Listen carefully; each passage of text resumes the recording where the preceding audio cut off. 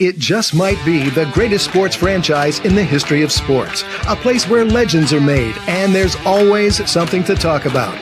Get ready to immerse yourself in pinstripes. Start spreading the news, hosted by Paul Semendinger and E.J. Fagan, a couple of doctors with a prescription for Yankee fever. And now, here's Dr. Paul Semendinger and Dr. E.J. Fagan. Get ready to start spreading the news.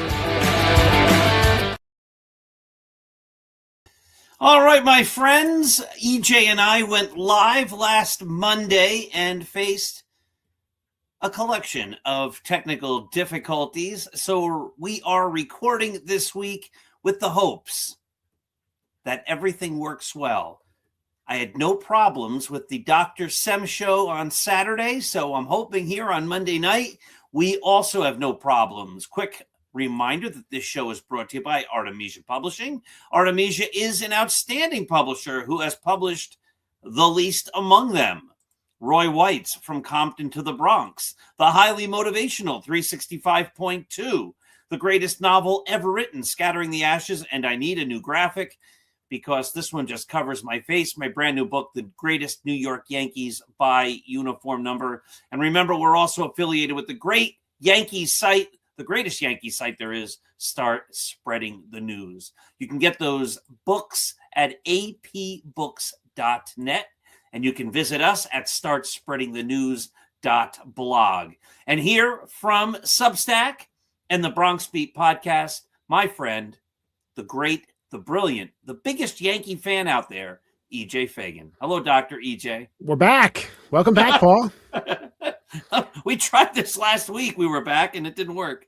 Yeah, but hey, look, it's appropriate, right? Games are back. The season is on, and frankly, I don't think we missed that much this offseason.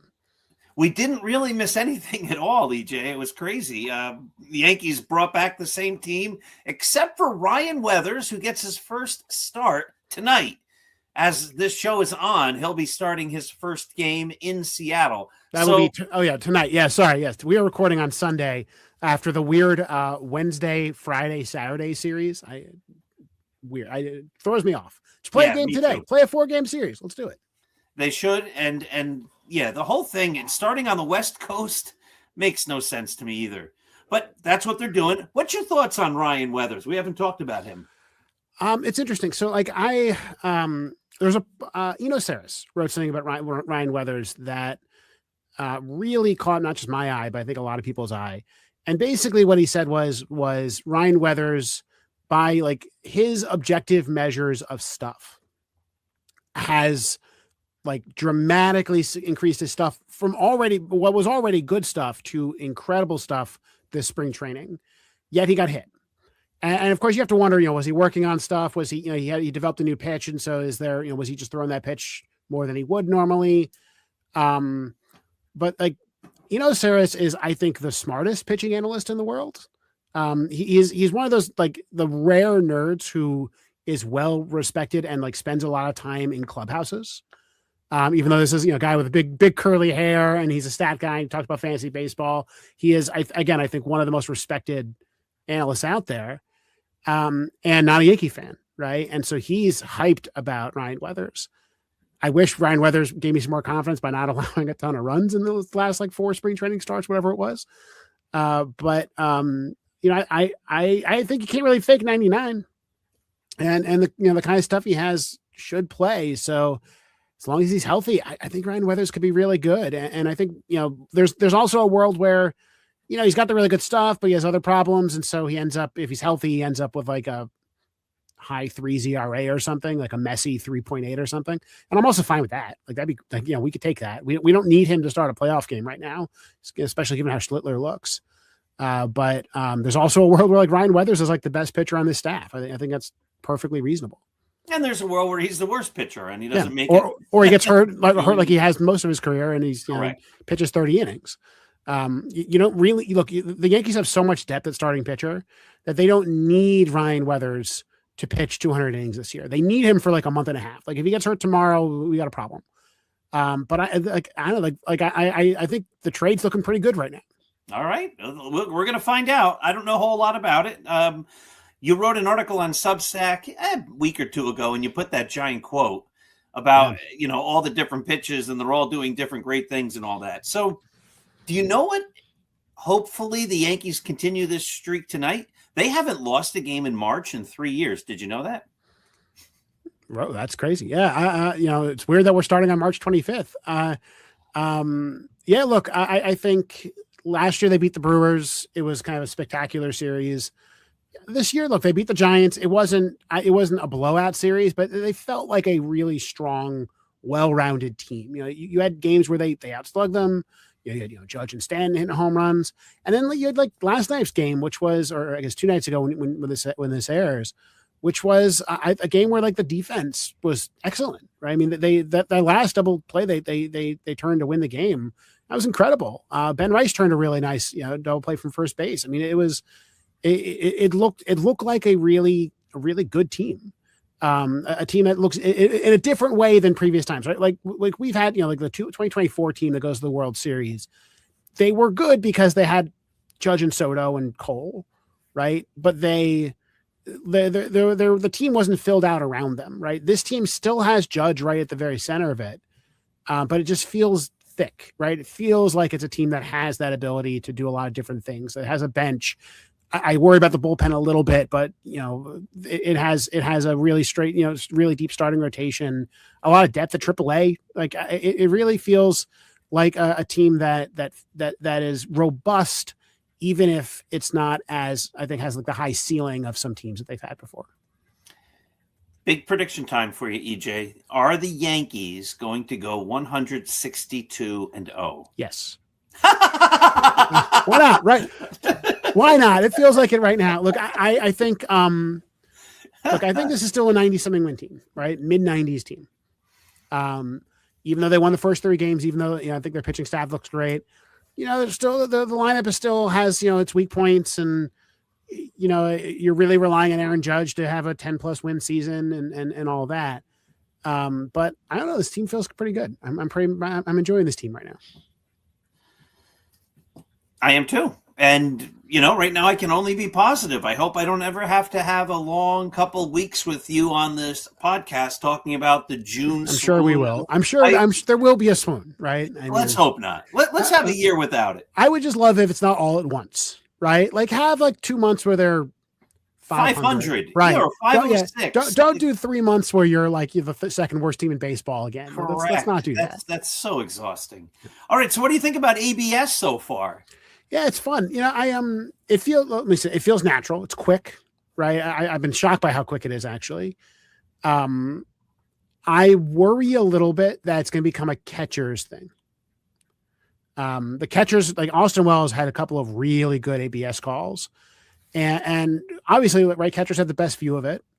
They're probably the most level-headed among the 3 people who can make the ABS call, and I don't think that we need. I like in general, a more accurate strike zone should favor the hitters because umpires were more likely to call strikes falsely than balls. But if ABS is mostly a catcher's medium, I worry that's going to favor pitching. And again, like so hard to hit right now. Pitching is so good. They don't need more. They don't need another thing. And but they do need to call strikes. I think it is. I think it is refreshing. I think that there's a lot more less like pointless conflict on the baseball field. A lot less arguing. A lot less side eyeing. I tell you, it makes me like watch the screen and go like, Judge, call it. Like, come on, like I was high. Let's go. And so I'm sure players are still kind of figuring out where that is. the ABS system, a lot was made, I think, during spring training. It was basically a 50-50 challenge success rate, right? But like that's still a lot of calls a game. That's on average 3 to 4 calls a game. That is going to, they're going to be right. That were wrong before. I think that can matter a lot. There was a really bad call. CB Buckner made a really bad call in the Mets game the other day. I think he's called it every time he's been challenged. He's been wrong so far, unless it was just a lie on Twitter. But I think he had a string of challenges too. Look, I think it's going to expose umpires like that. I think about the last out of the WBC, which was an obviously wrong call, right? And I hopefully you can fix those things.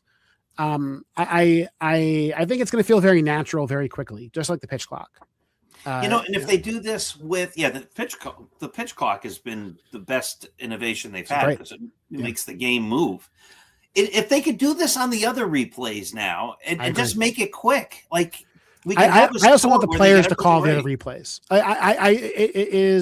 I hope that teams now get happy, get comfortable with giving up a little bit of control, so that players just call. You think you're safe at first base, you make the call. You have 2 seconds to make the call. If you don't make it, we move on. Right? Like I'm so tired of a camera panning to Brad Ausmus on the phone saying like, "I know is it? Let's wait. Is it? Wait. Okay, you can keep going. Right? That's not how sports are supposed to be. It's supposed to be quick, kinetic, right? There is now, we got him. Oh no, right? Like, but not this kind of like period of uncertainty after every play. And so I think they got that right with the challenge system, with the ABS system. I'm sure it is a little harder, I think, to do it as quickly just because it's like less objective. But I imagine you could speed it up quite a lot. I also think, I also just, again, I think that it's going to take the focus off the umpires, which is a good thing. Like, I don't want to know any more umpire names, right? I want them to be just in the background, and I want to focus on the players on the field. That's what should matter. That's correct. And the umpires should just be getting everything right as best they can. And look, I mean, you look at some of these calls, and the umpires are off by 1/10 of an inch, and you kind of like, okay, well, like that's a little crazy.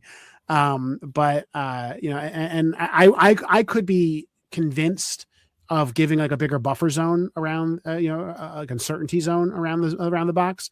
But, look, if they can measure it that accurately, might as well get the call right. But, 1/10 of an inch is beyond human perception. So, but, there's also been some really bad calls that have been overturned, which would have been good, which are like an inch, a whole inch this much. Yeah. Crazy. Okay, EJ, last Monday we were going to play the better or worse game. Yeah. And we were playing it, and then the technical issues blew it. So we're going to go right back for where we started. Austin Wells last year, 0.1 WAR. His OPS plus was 95. He had 21 homers, but he batted only 219. Better or worse in 2026? Well, first of all, I think 0.1 WAR is baseball reference, which doesn't take framing into account. And when you do all the catcher defense stuff, I think he was actually quite a bit better than that on Fangraphs. But that said, like I think that Austin Wells, it seems like he's in really good shape right now. It seems like he whatever nerve issue he had last year might be behind him. He was the all catcher, the all WBC catcher. I think he looks really good, and so the weird thing about Austin Wells is he was never supposed to be a glove first catcher. He's turned into a pretty good defensive catcher, and then last year didn't hit it all. And throughout his entire life, it's been the exact opposite, right? Austin Wells has a no doubt bat that might not play at first base, but certainly could play a catcher. But no one thought he could catch, right? He was drafted. He slipped to the Yankees in the late first round, even though everybody agreed he could hit, and he was like an ASU star, but because he couldn't catch. And now it's the opposite. It's very strange. It's great for the Yankees player development, right? We complain about them a lot, but not a catcher, right? They can develop catchers, but he didn't hit. And I think that, like, since there is an injury that you can point to, I think it's one of those times you kind of got to give a lot of credit to the injury. And I think, would anyone be shocked if Austin Wells had an 800 OPS this year? I wouldn't. I don't think anybody would. This is what everybody's been waiting for. That'd be incredible. He'd be one of the best catchers in the game at that rate. He might be the best catcher if he hits that well. Yeah.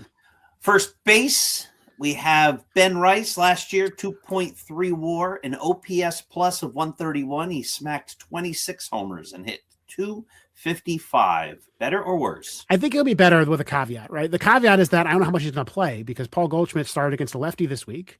Boone has said that that's not going to happen every time, but I don't really believe him because I think Paul Goldschmidt's a better player against lefties than Ben Rice, right? Paul Goldschmidt can still hit lefties. And he's probably a better defensive first baseman, at least on par. And the only reason to play Rice is development, right? It's like, you think maybe he sees some lefties and then he'll learn to hit lefties and he'll be kind of an all around great player. But this is a win now team. You want to win the game. And so I think Ben Rice is going to end up in a situation where he's like a pinch hitter when there's a lefty starter. And, Paul Goldschmidt led off, remember, against lefties. So they thought he was pretty good. And then there's no obvious other leadoff hitter to hit against lefties either. So, I think Ben Rice is a platoon player. And so will he play enough to hit more than 26 home runs? Maybe. I mean, he might, if you believe his StatCast page, which I have tried to be a good scientist and find reasons not to believe his StatCast page, and I just can't find anything. Right? If you look at his StatCast page last year, he was one of the best hitters in the game. Period. Right? He was other than an Aaron Judge level bat. I mean, he's up there. He's a Vlad Guerrero Jr. level bat last year, and looks good so far to me. Had a great double off the wall, which would have been a home run in a lot of places. In San Francisco, big RBI double too. And I don't know. I believe in the guy. Ben Rice seems like the kind of player who will succeed to me. Me too. I'm high on Ben Rice. Ben Rice is one of the guys I think is, I hope. Last time I was this high on the Yankee first baseman, his name was Greg Bird. So here's the thing. Greg Bird didn't do what Ben Rice did in the minors. That's correct. Greg Bird's problem was that he was injured. Yeah, he got hurt. Right. He couldn't stay healthy. And eventually that he just didn't have a role in the majors anymore. I think Ben Rice is more athletic than Greg Bird. He's healthy. He hasn't had any injury problems, throughout his career. He's still playing catcher a little bit, right? He seems like a happy guy too. Seems like a good guy. I like Ben Rice. It's sponsored by Ben's Rice at the grocery store. Mm-hmm. I think even if he is just what he was last year, that's a really good player, right? He slugged 500 last year or 499, 26 home runs. That's if that's what we end up as, a 26-year-old first baseman who could do that, that's incredible. That's huge. And then there's a world where he's like a 900 OPS guy. That's completely on the table right now. Jazz Chisholm last year, 4.2 WAR, 125 OPS plus. He stole 31 bases. He hit 31 home runs.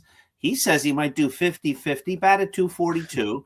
So is he going to be better or worse than last year? And is he going to have a 50-50 year?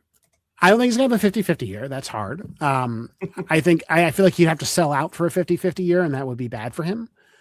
I think he's about the same, right? He had some injury problems last year. So he strained his hamstring and was playing kind of slow for a little bit. And ironically, he started hitting really well during that time. But could have stolen 40 easily last year without that hamstring injury. When he was healthy, he was just stealing bases at will. Basically, he's a really good base runner. His defense this week was amazing. Jazz Chisholm is a fun defensive second baseman. It is still crazy to me that they moved him to third base for DJ LeMahieu last year. Insane, absolutely insane to me.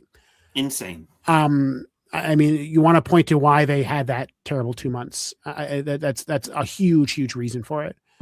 For example, I read the other day that Max Fried stopped throwing sinkers when his defensive infield was so bad, because at the time of the defensive infield was LeMahieu, Volpe playing with the height of the shoulder injury, and Chisholm at third. Right, it was just an awful defensive infield, and so Fried's like, "Oh crap, I have to throw differently," and that's when Fried had his bad 2 months. Right? That's amazing. I didn't hear that. If that's true, that's right. That is again. Everybody who I'm not complaining about Aaron Boone yet, right? Everybody who told me I was wrong about Jazz Chisholm playing third owes me an apology. You can mail them to me. I mean, the quote unquote reason was that DJ LeMahieu was hurt, right? And they hadn't yet traded for Ryan McMahon. Correct, but you had to come up with a difference. It just made no sense. Yeah, I agree. The guy's not a third baseman. I agree, and it's not like LeMahieu was hitting. So that was so. Look, I think Jazz are really good. I think he's about as good as he was last year. I don't think this guy is going to put up a 950 OPS anytime in his career. he's just too swing and miss. He doesn't take a ton of walks. If he does, it'd be great. I mean, he's been talking about, hey, let me take walks, let me hit home runs. Like, Jazz, go for it. Like, yeah, if Jazz Chisholm gets on base like 36, at a 360 clip or something, dude's going to steal 60 bases. He could do it. I mean, I that I don't doubt, but I worry about him selling out for home runs. I worry about him getting injured because he's got kind of that history, even though he's been good with the Yankees. But I like Jazz Chisholm. The Cubs just extended Nico Horner, kind of the other second baseman on the market. You were reading my mind. That's going. A pretty reasonable extension. It's what was 6 years. It's like 6 years, 140 or something like that. And Horner's, I think, a year or two older than Jazz. So you're looking at like 7-ish years. But Horner also might be better. He's more consistent than Chisholm is, more healthy. So like, I think it's a very reasonable extension. If I'm the Yankees, I get on that.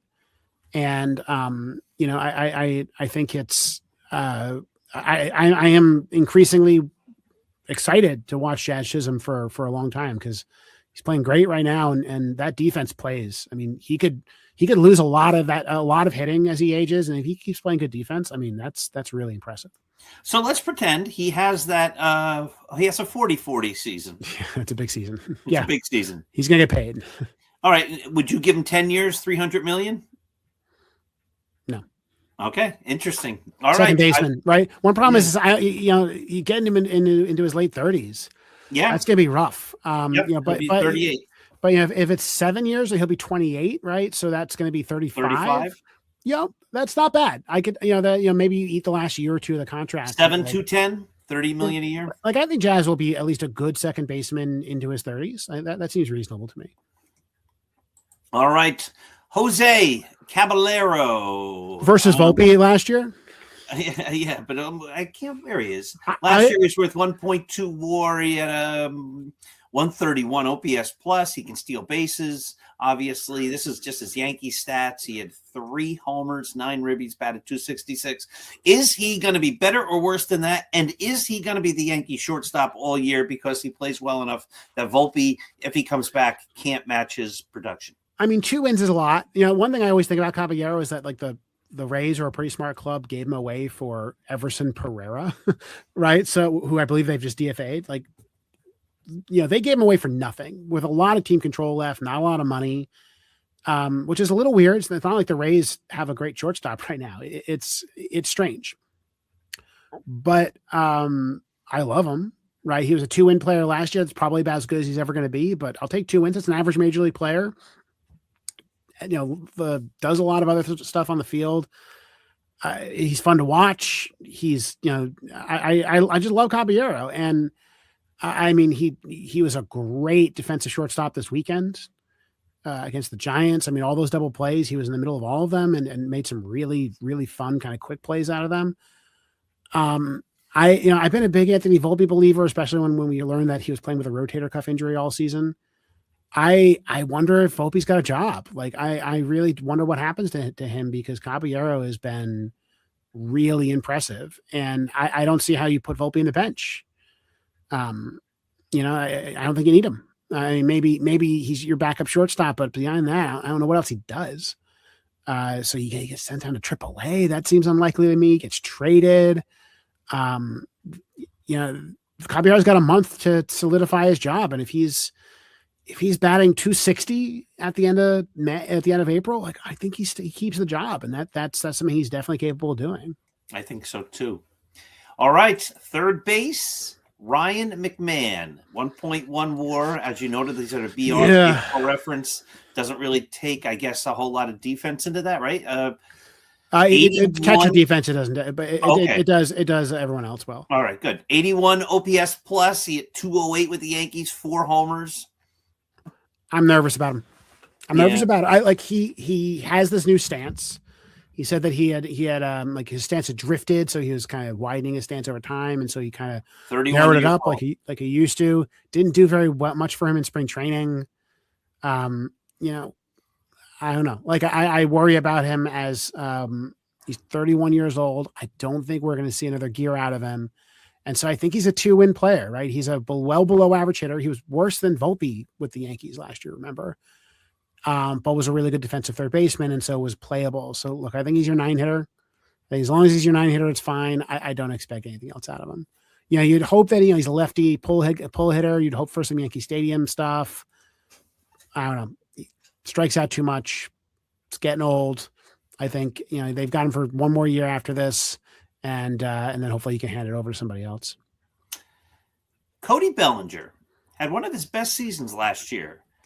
5.1 wins, an OPS plus of 125. He hit 29 homers, 98 ribbies. Those are frustrating numbers. To miss 130 by 2-1, that's frustrating. And he hit 272. He's really good. Strikeout rate 13.7%. Mm-hmm. Right, like that's something the Yankees needed last year. I think his defense last year was really good. I like Cody Bellinger a lot. He had a really good start, really good series against the Giants. He's got like a new swing. I will it be better than 5 wins? I don't know. Right? I mean, Cody Bellinger. He has an inconsistent track record in the second half of his career, but he's always been good enough, right? Like the worst he ever was in 2024 with the Cubs. He was a 2-win player. But he was a 4-win player the first year with the Cubs, a 5-win player with the Yankees. So like 4 or 5 wins to me, that sounds pretty reasonable, and that's great, right? Like that's 4 or 5 wins, like in another world, gets like a 10th place MVP vote, right? That's pretty impressive. So I think that's about what he is. Do I think he could have another year? Maybe, right? I mean, this is still a 30-year-old player. But at some point he just kind of revamped his swing from earlier in his career. He stopped swinging that hard. I think it's just a ceiling on how good you can do, even as a good contact hitter, if you're not swinging that hard, right? If you're not really, you're not getting the exit velocity, you're even in Yankee Stadium, you're hoping for, a couple of some pulled home runs and a bunch of hits. One problem with Yankee Stadium is that even though he can pull the home runs, he's got the shallow right field. And so he's going to miss some singles and doubles that way. So he loses out there a little bit. So I like Cody Bellinger, but I think last year's about as good as we could possibly hope for. Trent Grisham, 3.5 WAR. You got to pick the under, right? He had 34 homers. Right, you got to pick the under. 34 homers, right? Like he was so good last year, and he was good throughout the year, right? His StatCast numbers were just as good. Like there was no quibbling with the performance last year, and yet I just did my fantasy draft, my 21st year of a fantasy draft, right before we recorded this.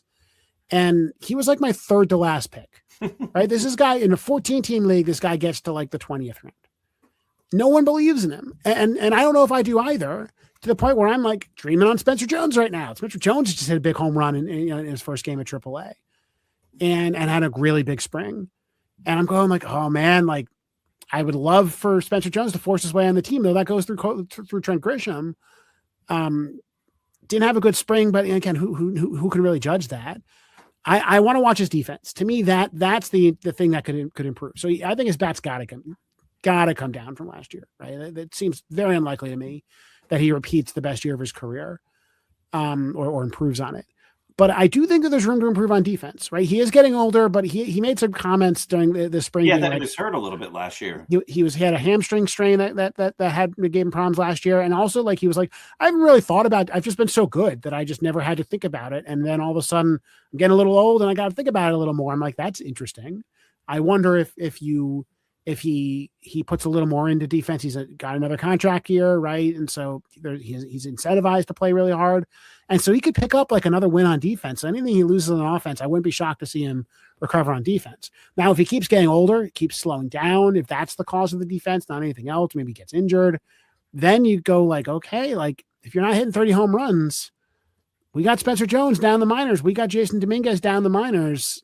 Let's see what they can do.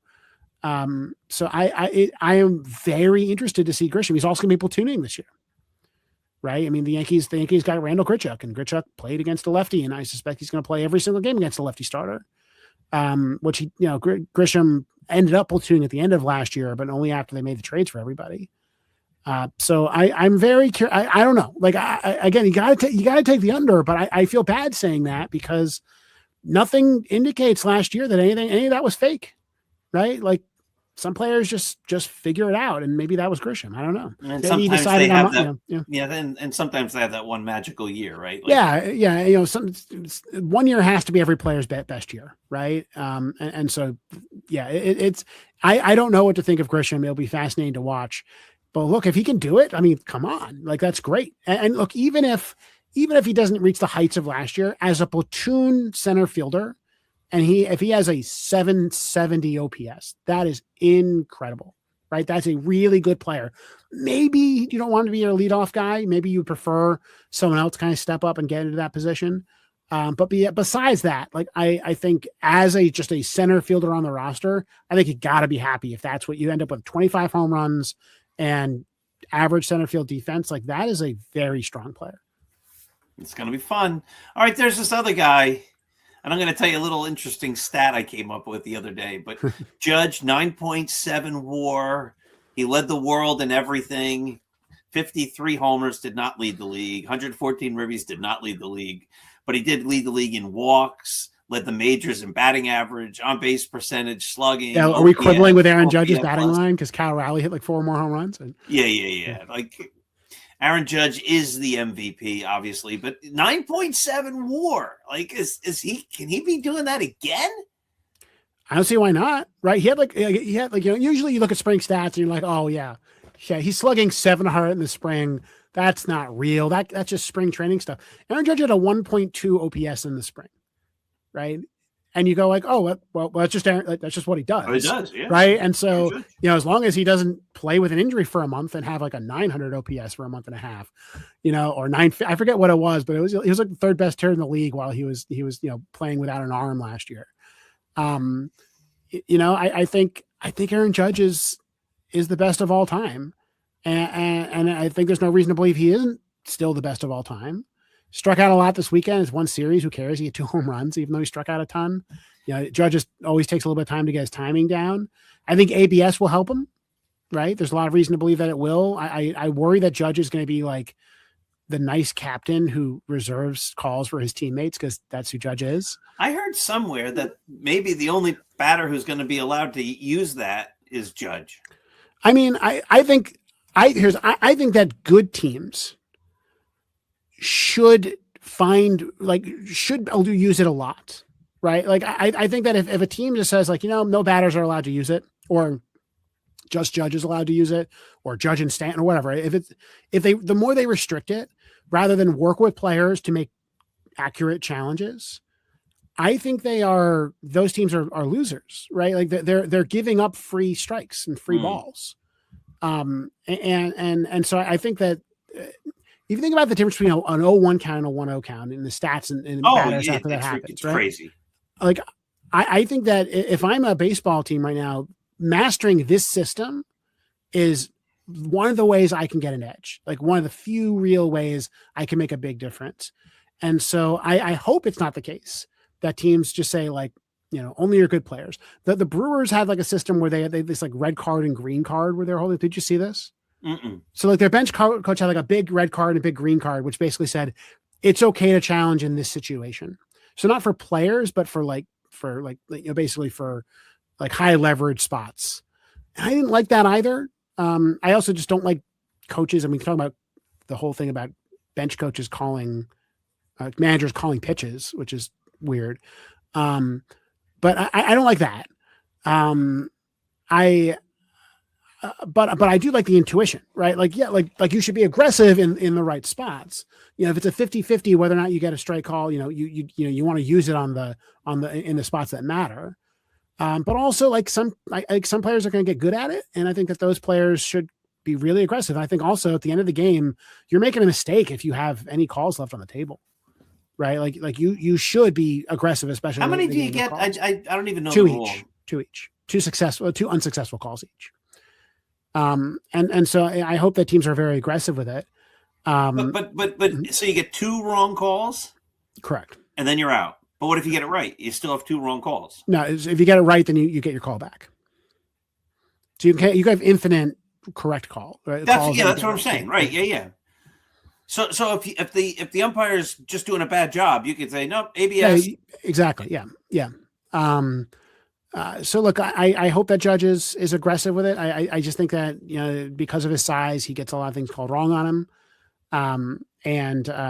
You know, that should make a difference for him. I really do think that the reason Judge had that big breakout in 2022 was that he stopped getting so many bad calls against him, or made the adjustment or whatever. He had a lot of low strikeouts against the Giants. And I wonder if it's in his head a little bit. I don't know. I mean, whatever. Judge will be fine. I'm not worried about him one bit. You know, you question like how long can he keep doing it, and then you look at some other like really good hitters who were really good in their 30s. Like David Ortiz played till he was 42 and was excellent every single day he played. Barry Bonds, right? You know, broke out, you know, quote unquote, in his late 30s. You know, the guys who are this good, like I think, you know, Aaron Judge is 33. I think perfectly reasonable that he keeps up this pace for a while. I found an interesting player. You probably aren't as familiar with him because he goes way, way, way, way, way back. Is it a book? Is it a book player? This is a real player. But is it a player from the book? No, because he wasn't a Yankee. Thank you for plugging the book. What's the name of the book? Now you're gonna make me do this. The 100, the greatest New York Yankees by uniform number, by me. And it is a great book. But anyway, there was a guy. He's in the Hall of Fame. He actually averaged 400 batting over 3 years, I believe. But he had an over 200 OPS in 2022. Excuse me, 1922. He had an over 200 OPS in 1923. Then he didn't do it in 1924. And then he did it again in 1925. Exactly what Judge has done. And he then had a down year in 1926. I just wrote an article on this, so if people want to see it, it's on Start Spreading the News. That player's name, Rogers Hornsby. Okay. Now, he had that bad year, or by his numbers, in 1926. But the good news was the Cardinals, his team, won the World Series. So if Judge's production goes down and the Yankees win the World Series, I'm not going to be all that disappointed. Yeah, but here's what I'll say. You look, this is, I just want to, I think we need to appreciate Aaron Judge more. You go look at Rogers Hornsby's stats, you look at Babe Ruth stats, Lou Gehrig stats, Jimmy Fox, whatever, all of these kind of pre-integration players. And they put up stat lines that just seem impossible today, right? And the reason they do, the reason why, it's not that the best baseball players of all time all lived in the 20s and 30s, right? It's because the level of competition was lower. And so the best guys could stand out, right? There was enough bad pitchers to feast on, or bad hitters for pitchers to feast on, that you could really separate yourself a lot. And that's why so many record holders were from that time. But watch this. The players in baseball history with multiple seasons with an OPS plus above 200. Are you ready for the list? Can I guess? Right. So number one would be Barry Bonds. No, number one would be Ruth. Yes. He had 10 seasons with an OPS over 200. Now, two guys are tied for second with 6. You got one. Who's the other? Ted Williams. Yes, very good. Then there's a guy who had 4 of them. And we just talked about him. His name was Aaron Judge. Rogers Hornsby. Rogers Hornsby. Okay, yeah. And then Judge has 3, and he's tied with one guy. Can you give me a clue? I don't know. I'll give you a clue. He played on the Tigers a long time. Ty Cobb. That's correct. Yeah. And then the other 2 guys, the only other guys to have 2 seasons with an OPS over 200. That's it. This is in the history of baseball. That's where Aaron Judge is sitting with 3 of them at this point. The other 2 guys, one, a great Yankees center fielder not named DiMaggio. Mickey Mantle. And which is a more modern player than some of these other guys. So you correct. start to the only other modern guy is Barry Bonds. Yeah. And then you have the steroid question. And somebody else you named, a big giant first baseman guy who played for the A's and the Red Sox. The A's and the Reds, Jimmy Fox. Yeah. Yep. That's it. Right. That's where Aaron Judge is sitting with those guys. Now. And again, there's arguably one modern player in his competition. Right. And you go and you think about some great hitters over time. Think about Edgar Martinez, pure DH. Didn't come close to Aaron Judge. right? I mean, some of the headline numbers are close because it was an offense era, right? Judge is doing all this in a pitcher's era. I mean, everybody. Ken Griffey Jr. Think about what Ohtani has done over the last few years. Doesn't come close, right? I mean, it is, other than Barry Bonds, it is just Aaron Judge. And Barry Bonds did it with a bunch of steroids, and he loaded up. He was a great player who loaded up with steroids and became even greater, right? He was a mere mortal, a mere Albert Pujols level great player before that. Albert Pujols isn't on the list. Right. Right. And then loaded up and was great. Aaron Judge is just that strong, right? Like that's the difference. Like Aaron Judge doesn't need the steroids because he's the size of Aaron Judge, and then does all the other great stuff. I really think that like we as Yankee fans need to appreciate that we are watching a legend. Like we are watching a Ruth level player right now, and just doesn't feel like it. Like I just don't think that like the perspective has been there yet. Maybe he needs to do it for like one more season, then you go like, oh wait, this 4-year stretch he's been on has been on the level of Barry Bonds when he was hyped up on steroids and was breaking records, right? I mean, it was. I'm this is the thing I'm most excited for, right? Is I get to watch another season of Aaron Judge with the Yankees, and I think that's really incredible. And again, he could put up another 10, 11 win season. Would anybody be shocked? Right? He put up 10 wins last year, like hurt, right? Like this guy almost had Tommy John surgery mid-season and still put up those wins and had a great playoff. I love Aaron Judge. I think he's starting to really settle into having like that kind of like attitude, which I love. During the WBC, he had a little bit of that attitude, which as kind of knowing he's the best player in the world. And I like that. Watching him in the San Francisco series, you have to remember, like, this is a kid who grew up a Barry Bonds fan, right? He grew up a San Francisco area kid or 80 miles out of San Francisco, who grew up idolizing Barry Bonds, is now doing Barry Bonds stuff. I think that's pretty cool.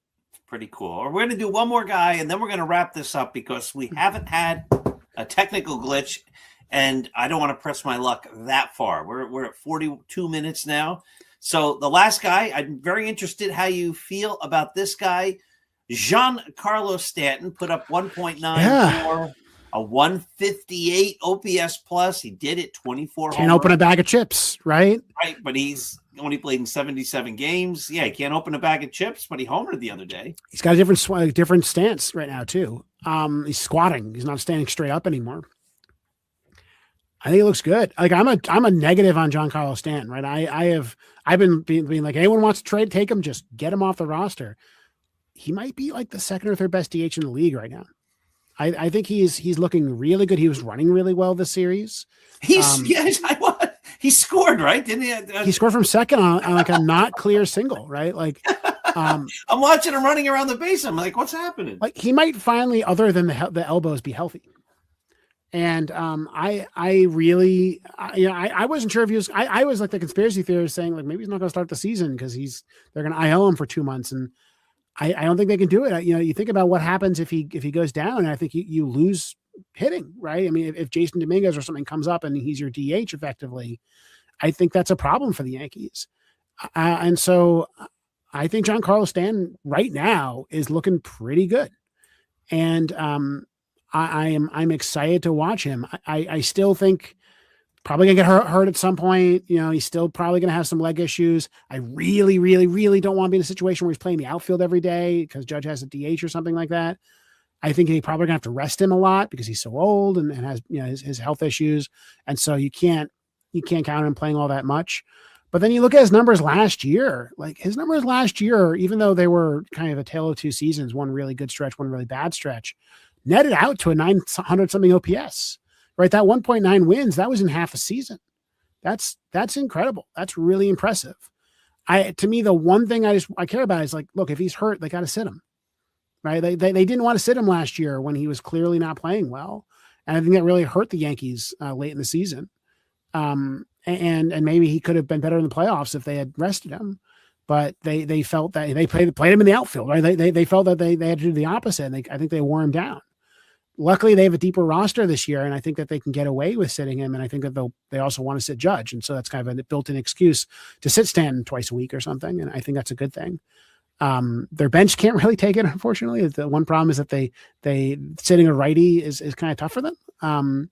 but if he was a lefty, it might be different. But seeing a righty who doesn't have big platoon splits right now, that could be difficult for them. So they're going to feel compelled to play him a lot. But besides that, like I think right now, I think you got to be confident in him. He had a great series, and he had a good spring training. I think it was encouraging not just to see him hit some big home runs, right? You're a little worried about Aaron Judge because he struck out a lot, but hit 2 big home runs. Stan was like firing singles over the field, right? He had a big double. He and he had a big home run, like a monster, like deep into the stands home run. Like that is really impressive. Even as I was a Stan pessimist, I always enjoyed watching Stan just because it was fun to watch him destroy baseballs, right? Yes. But I think he actually might be like worthy of that like 4 spot in the order, especially against lefties. We'll see if his platoon splits come back. I'll be interested to watch that because this is a very interesting Yankee lineup for that in that way. But for now, I think it's pretty great.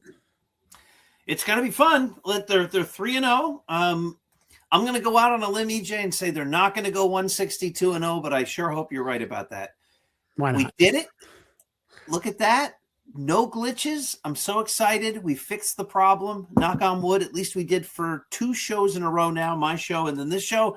EJ, it is great to be doing this again with you. We're going to have a great season. We will be here every Monday night at 9, sometimes live, hopefully most often live, but maybe sometimes we'll have to record them. This has been the Start Spreading the News podcast. Thank you for watching. Have yourself a wonderful day.